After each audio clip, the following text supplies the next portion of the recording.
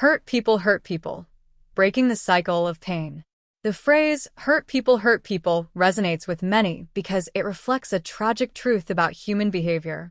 People who have endured emotional, physical, or psychological pain, often unintentionally, or sometimes deliberately, inflict similar suffering on others.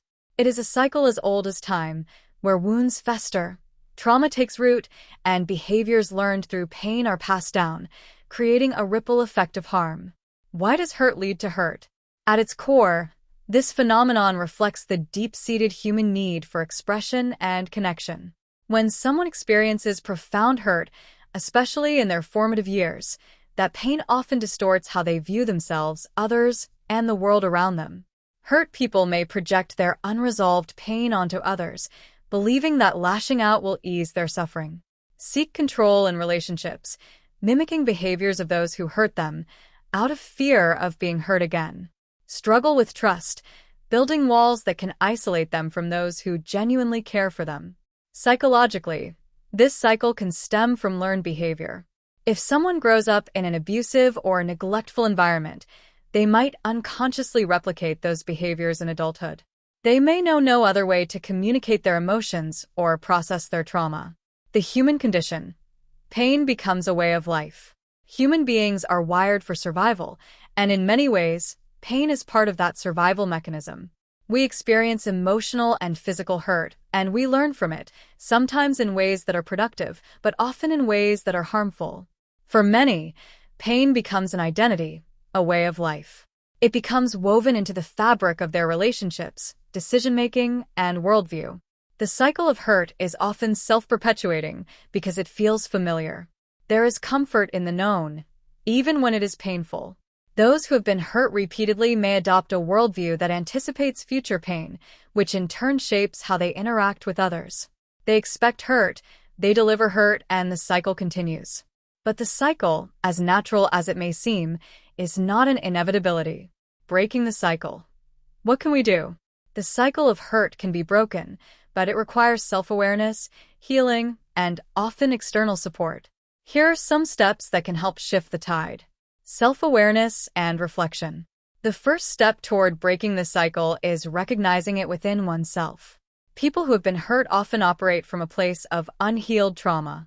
Self-awareness helps them identify their own pain and understand how it manifests in their behavior. Through reflection, they can see patterns of hurt and begin to untangle the emotional knots they carry. Healing through empathy and compassion. Healing requires patience and compassion, both for oneself and others.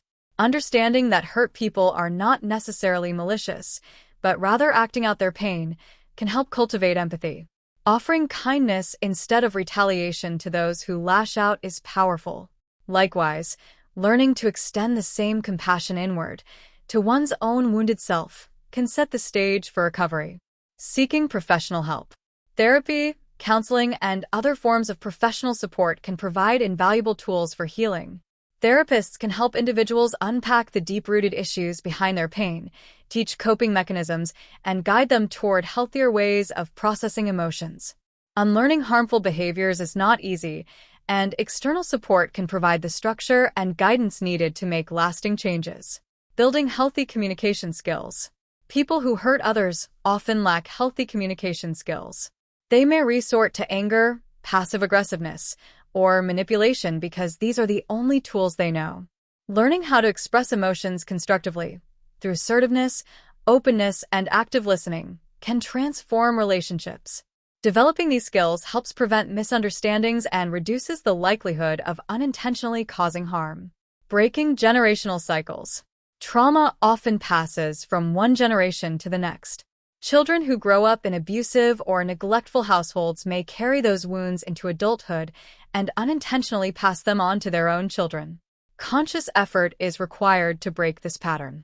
This involves not only addressing one's own pain, but actively working to create a healthier, more loving environment for future generations.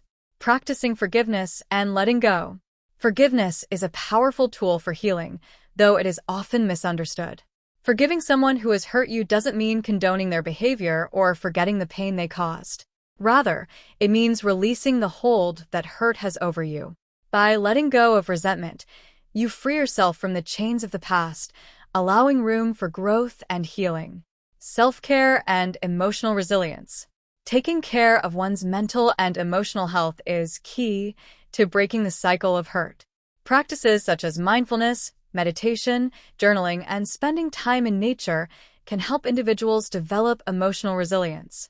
By prioritizing self-care, people can create emotional buffers that allow them to respond to challenges in a healthy way, rather than reverting to hurtful behaviors. A collective effort. While personal healing is crucial, breaking the cycle of hurt also requires societal change. We need to create environments within families, communities, schools, and workplaces where healing is nurtured, not shame. We must build cultures of kindness, where people are encouraged to process their pain in healthy ways, rather than perpetuate it through aggression, isolation, or control.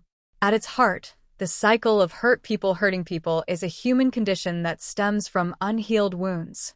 But it is not an irreversible fate. With self-awareness, compassion, and concerted effort, individuals and communities can disrupt the cycle. The road to healing is not easy, but it is necessary.